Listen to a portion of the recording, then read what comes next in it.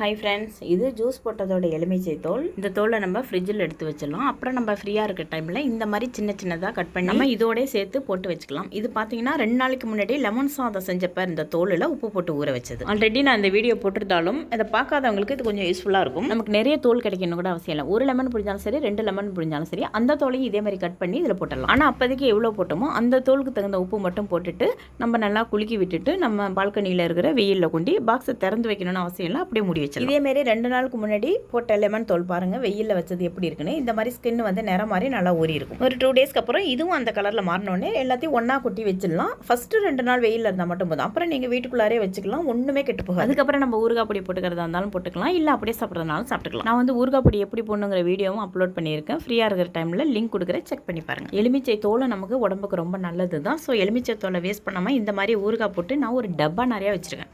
Thanks for வாட்சிங்.